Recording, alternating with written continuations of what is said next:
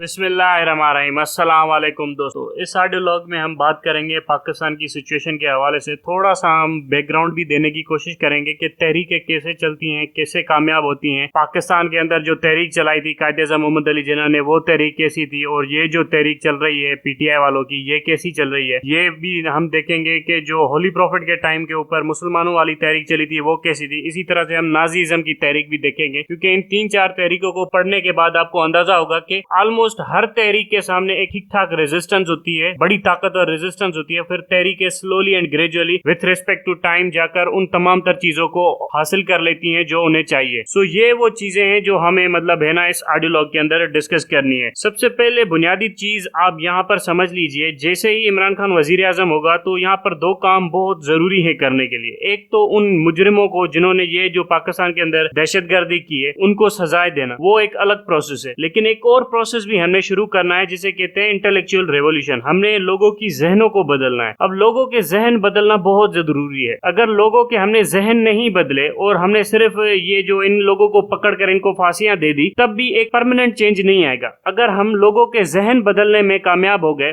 और फिर हम इस सुप्रीम कोर्ट वगैरह को सजाएं ना दें, फांसियां ना दें, तब एक परमानेंट चेंज आ जाएगा। सो ये परमानेंट चेंज लाने के लिए हमें लोगों के जहन बदलने हैं। अभी भी बहुत ज्यादा लोगों के जहन बदले हुए हैं। जिस तरह से मिलिट्री को कन्फ्रंट कर रही है पूरी पाकिस्तानी नेशन, ये एक प्रोग्रेसिव नेशन की निशानी है जो मिलिट्री को बाय नहीं कर रही। ये एक अच्छे और मुहज़्ज़ब नेशन की निशानी है जो नेशनलिज्म, पेट्रियोटिज्म से दूर हटकर अपने नेशनल इंटरेस्ट को, अपने मुल्क को देख रही है कि ये फौज चाहे भले पाकिस्तान की फौज हो लेकिन एक दहशतगर्द फौज है और दहशतगर्दी कर रही है। ये कॉल करना कि ये फौज एक दहशतगर्द है, भले पाकिस्तान की फौज हो, फिर भी ये कहना कि ये एक दहशतगर्द फौज है, ये एक इंटेलेक्चुअल रेवोल्यूशन है। ये एक जहन की मतलब है ना एक हाईएस्ट लेवल ऑफ अचीवमेंट है जो पाकिस्तानी अवाम ने हासिल की है। लेकिन हमने यहाँ पर नहीं रुकना, हमने और भी बहुत ज्यादा इंटेलेक्चुअल रेवोल्यूशन के ऊपर काम करना है। एक लीगल रेवोल्यूशन होगा जिसके अंदर हम इन जनरलों को सजाएं दिलवाएंगे, पुलिस वालों को और मीडिया वालों को। लेकिन हमें एक और रेवोल्यूशन चाहिए जो इंटेलेक्चुअल रेवोल्यूशन है। उसमें हमने एक आधा हिस्सा तो हासिल कर लिया है, जिसमें हमने फौज की बैंड बजा दी है। हालांकि फौज ने मीडिया के ऊपर कंट्रोल किया हुआ है, लेकिन फिर भी फौज को हमने गालियां दी है। ये जो गालियां है ना, यही आप अगर देते रहे ना 6 महीनों तक मुसलसल, तब भी इस फौज के पर्चे उड़ जाएंगे। तब भी फौज को पता चल जाएगा कि यार ये नैरेटिव कमजोर नहीं पड़ा, ये नैरेटिव और ज्यादा मजबूत हो रहा है। हालांकि फौज ने मीडिया के थ्रू, मिलिट्री ऑपरेशन के थ्रू पीटीआई को सप्रेस करके इस नैरेटिव को मजबूत करने की कोशिश की है कि वो ज्यादा ताकतवर है, लेकिन ऐसा नहीं है। फौज बहुत ज्यादा कमजोर है इस पूरे सिचुएशन के अंदर। अब जो हमें फ्यूचर में नैरेटिव बनाना है, जो कि जरूरी है बनाना, और जिसके लिए हमें 2-3 चीजें करनी पड़ेंगी और जो पीटीआई को खासतौर पर करनी पड़ेंगी। एक तो फौज को आपने इंटेलेक्चुअल स्पेस नहीं देना। जैसे ही पीटीआई गवर्नमेंट में आ जाएगी, जनरल आसिम मुनीर को हटा दिया जाएगा, तब यहाँ पर ये एक बात चलेगी, जो जनरल चलाएंगे, रिटायर जनरल, खासतौर पर एक नया इंफॉर्मेशन ऑपरेशन चलाया जाएगा। वो ये होगा कि देखे जी चंद जनरल थे, बाकी सारी फौज मासूम है, तो मेहरबानी करके अब वो माजी को भूल जाइए और आगे बढ़िए, मईशत के ऊपर ध्यान दीजिए, मुल्क के ऊपर ध्यान दीजिए। आपको यहाँ पर मैं बता दूं, इस वक्त भी मईशत और मुल्क की हालत बुरी है, लेकिन इस फौज ने, इस अदालत ने, इस सियासी निजाम ने और इस मीडिया ने मईशत के ऊपर काम नहीं किया, अवाम की फलाह बहबूद के ऊपर काम नहीं किया, अपने बदले लेने के ऊपर, अपना सियासी स्कोर सेटल होने के ऊपर काम किया। तो ये आगे जब ये नैरेटिव चलाएंगे कि लोगों की मईशत को ठीक करो, मीडिया के ऊपर प्रोपेगेंडा होगा, तो आपको मैं पहले से बता दूं कि आपने क्या करना है। इनको ये वक्त याद दिलाना है कि यहाँ पर भी तो हालात बुरे थे और आप लोग क्या बेंचोताई कर रहे थे, ये हमें अच्छे तरीके से मालूम है। दूसरी चीज ये कहेंगे कि इस मुल्क के लिए मजबूत फौज होना जरूरी है। बेशक एक मजबूत फौज होना जरूरी है, लेकिन मजबूत फौज होने का मकसद ये नहीं है कि एक मजबूत आर्मी चीफ हो जो कि सियासी तौर के ऊपर हरकतें कर रहा हो, जो कि अपनी ऑफिस को एक ब्रोकरेज की तरह चला रहा हो, जो वहां पर एक तरह की ब्लैक मार्केटिंग चला रहा हो और जो वहां पर एक तरह की सियासी बैकडोर डीलिंग कर रहा हो, जो पाकिस्तान के प्राइम मिनिस्टर को, पाकिस्तान की जमहूरियत को, पाकिस्तान के आइन को सबोटाज करने के लिए बार बार प्लानिंग कर रहा हो। सो एक मजबूत फौज और एक मजबूत आर्मी चीफ में बड़ा फर्क होता है। तीसरी चीज आपके ऊपर ये डालने की कोशिश करेंगे कि देखे जी, अगर पाकिस्तानी फौज ना होगी तो पाकिस्तान का हिंदुस्तान से कौन दिफा करेगा, पूरी दुनिया से कौन दिफा करेगा, ये होगा वो होगा। मैं यहाँ पर आपको बता दूं, पाकिस्तान का दिफा पाकिस्तानी फौज ने नहीं किया, पाकिस्तान के एटम बम ने किया है। अगर हमारे पास एटम बम ना होता तो इस फौज को यूं पकड़ के जूते मारते हिंदुस्तानी के, ये फौज दिन में तारे देखती। ये आपको बता देता हूं मैं। सो एटम बम ने ही हमारी हिफाजत की है। सो फौज नहीं, यानी कन्वेंशनल जो सुपीरियोरिटी है हमारी, वो कुछ भी नहीं है। ये 250 बटालियन किसी काम की नहीं है। सो एटम बम ने हमारी हिफाजत की है, और एटम बम से भी बढ़कर चीज है कि हमारी अल्लाह ने हिफाजत की है। अल्लाह ने, फिर एटम बम ने, फिर पाकिस्तान की अवाम ने, फिर जाकर आपकी फौज आती है। सो ये है वो सीक्वेंस। सो ये आपने कभी भी नहीं भूलना और ना इन जनरलों को भूलने देना है। तो ये तमाशा करेंगे अपने आप को बचाने के लिए कि देखिए जी मजबूत फौज होना चाहिए, ये होनी चाहिए। मजबूत फौज के चक्कर में मजबूत आर्मी चीफ मांगेंगे, 81 पोस्ट मांगेंगे और मुल्क की दिफा की खातिर ये कहेंगे कि हमारे तमाम करतूते जो हमने लोगों के ऊपर गोलियां चलाई उसको माफ कर दीजिए क्योंकि हम हिंदुस्तान के साथ जंग करते, और जो कि हमें पता है कि ये कभी भी हिंदुस्तान के साथ जंग नहीं करते बल्कि हिंदुस्तान के साथ बैकडोर डीलिंग करते हैं। इसी तरह से ये एक और ड्रामा करने की कोशिश करेंगे कि देखिए जी बलोच इंसर्जेंट्स के खिलाफ कौन लड़ेगा, देखिए जी ये आपके पख्तूनों के खिलाफ कौन लड़ेगा, ये जो आपके टीटीपी के टेररिस्ट है इनके खिलाफ तो आपको लड़ने के लिए फौज चाहिए, बिल्कुल नहीं चाहिए इनके खिलाफ फौज।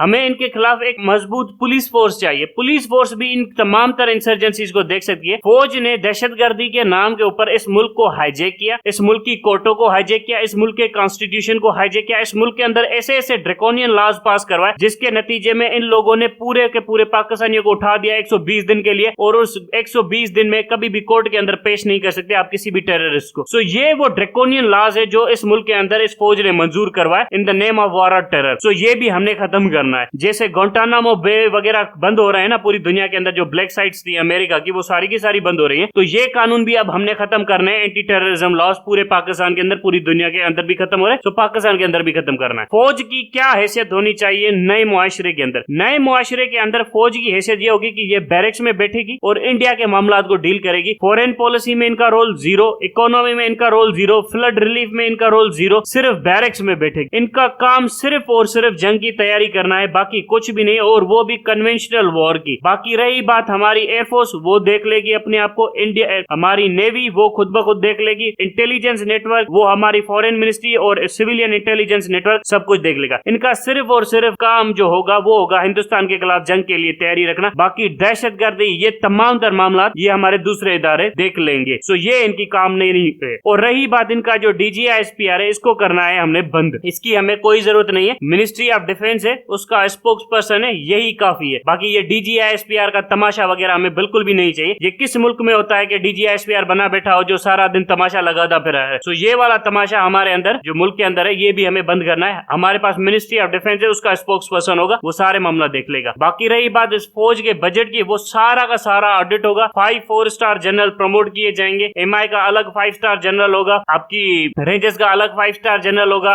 आपकी 10 कोर जिसे हम नेशनल गार्ड्स डिक्लेयर करेंगे इसका अलग 5 स्टार जनरल होगा, और आपका आर्मी चीफ 5 स्टार होगा। इस तरह के 5 जनरल होंगे। उसके बाद एयरफोर्स के अलग जनरल्स होंगे, उसके बाद आपकी नेवी के अलग एडमिरल्स वगैरह होंगे, और इन सब का पैनल बना के डायरेक्टली रिपोर्ट करेगा प्राइम मिनिस्टर को। प्राइम मिनिस्टर हर महीने एक मीटिंग कंडक्ट करेंगे इन तमाम तर मिलिट्री ऑफिशियल से। ये होगी हमारी टोटल नेशनल सिक्योरिटी काउंसिल, और इसके बगैर कोई भी फैसला नहीं माना जाएगा। सो ये वो टोटल पिक्चर है जो आपको पूरे के पूरे मुल्क के अंदर पेंट करनी है। बाकी आर्मी चीफ की बदमाशियां सारी की सारी खत्म करनी है। उसके बाद आता है हमारा जो दूसरा फ्रंट, वो होगा हमारी मीडिया के ऊपर। ये जो 400 के करीब सहाफियों की तस्वीरें मैंने लगाई है अपनी वॉल के ऊपर, ये मैंने इसलिए लगाई है कि ये लोग बदमाश है, ये इंटेलेक्चुअल डिसऑनेस्टी करते हैं और ये लोगों को गुमराह करते हैं। फॉर एग्जाम्पल जो एक बड़ी बुनियादी बगैर दलील दे रहा है तलत हुसैन, वो ये दे रहा है कि देखिए जी जनरल बाजवा की तस्वीर को जूते मारने के ऊपर पाकिस्तानी को जेल के अंदर डाल दिया गया, अब इस बच्चे का मुस्तकबिल तबाह हो गया। खुदा की लानत पड़े इस पर। कौन सा ऐसा जनरल होता है जिसकी तस्वीर को जूते मारने के ऊपर ये किया गया? और दूसरा एक नैरेटिव बनाया गया कि मेजर जनरल वो जो आपका था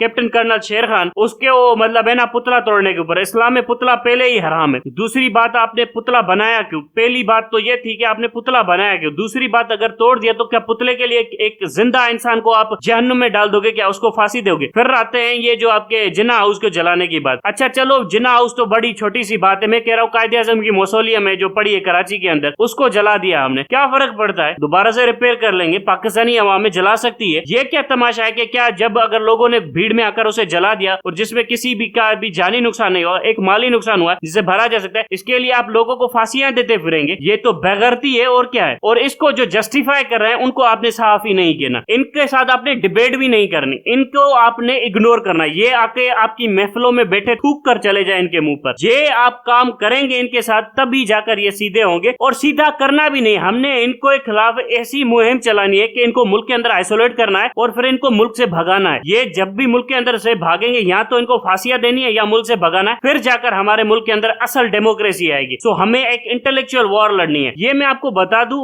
एक मिलिट्री विक्ट्री कभी भी सक्सेसफुल नहीं होती जब तक आपका एक इंटेलेक्चुअल रेवोल्यूशन उस मिलिट्री विक्ट्री के साथ ना हो। अगर हम यहाँ पर इनके ऊपर एक फौजी ताकत से भी काबिज हो जाएं, जब तक हम पाकिस्तानी अवाम के के जहन को तब्दील नहीं करेंगे तब तक इनकी विक्ट्री, तब तक हमारी एक विक्ट्री है ना मुकम्मल होगी। अब ये देखिए, ये फौज ने एक मिलिट्री विक्ट्री हासिल की है पीटीआई के ऊपर, लेकिन एक इंटेलेक्चुअल विक्ट्री हासिल नहीं कर पा रही फौज। मीडिया के ऊपर नैरेटिव बना बना के बेच रही है, फिर भी फौज की गांड में वापस जा रहा है। वजह यह है कि एक इंटेलेक्चुअल आबादी पैदा हो गई है इस मुल्क के अंदर, जो मतलब किसी भी हामिद मीर जैसे ढक्कन, तलत हुसैन जैसे ढक्कन को सुनने को तैयार ही नहीं, थूकती है इनके मुंह के ऊपर। और इनको पता है कि ये जलील हो रहे हैं, ये जलील थे और जलील हो रहे हैं, फिर भी मतलब बेगैरत है पहले नंबर के। सो हामिद मीर भी बेगैरत, तलत हुसैन भी बेगैरत। सो इसकी वजह से हमें ये एक और इंटेलेक्चुअल रेवोल्यूशन लाना है, जिसमें हमने इन तमाम मीडिया के गद्दारों को एक कॉर्नर में खड़ा करना है। ये वो इंटेलेक्चुअल रेवोल्यूशन होंगे और उसके साथ साथ आपका जो मिलिट्री एक्शन होगा इन तमाम तर जनरल्स के खिलाफ, तब आपको एक मेजर विक्ट्री हासिल होगी। सो ये दो कंपोनेंट आपको याद चाहिए, एक मिलिट्री एक्शन और एक लीगल एक्शन इन तमाम सहाफियों के खिलाफ, और तीसरा होगा आपका इंटेलेक्चुअल रेवोल्यूशन इस मुल्क के अंदर। फिर जाकर ये मुल्क एक मजबूत, ताकतवर, मजबूत मुल्क बनेगा। ये वो रेवोल्यूशन है जो आपको लाने चाहिए। यहाँ पर आपको होली प्रॉफिट के दौर की भी मिसाल देता हूँ। होली प्रॉफिट की तमाम विक्ट्रीज मिलिट्री विक्ट्रीज नहीं थी, वो एक इंटेलेक्चुअल विक्ट्रीज भी थी। जंगे हुई, जंगे बहुत छोटी लेवल के ऊपर हुई, छोटी नेचर के ऊपर हुई, लेकिन आप देखें कि लोगों के जहनों को बदल दिया। जब लोगों के जहनों को बदल दिया तो कुफर की दीवारें खुद ब खुद गिर गई। सो आपको लोगों को, जहनों को बदलना पड़ेगा, फिर ये जीएचक्यू की दीवारें खुद ब खुद गिर जाएंगी। ये जीएचक्यू ने जितना भी डर का बुत बनाया हुआ है ना पाकिस्तान के अंदर, ये खुद ब खुद गिर जाएगी। आपके लोगों, आपने लोगों के जहनों को बदलना है, लोगों को यह दिखाना है कि हामिद मीर जैसे टट्टू की कोई हैसियत वगैरह नहीं है। सो ये आपने लोगों को बताना है। इसी तरह से आप एक इंटेलेक्चुअल रेवोल्यूशन लाएंगे, फिर आपकी सोसाइटी चेंज होगी। बाकी मिलिट्री विक्ट्री से नहीं होगी। ये फौज ने मिलिट्री विक्ट्री हासिल की है पीटीआई के ऊपर, कोई चेंज ला सकी है क्या? कुछ भी नहीं ला सकी। सो ये हमें ध्यान में रखना चाहिए। अब तक के लिए इतना ही। Thank you very much.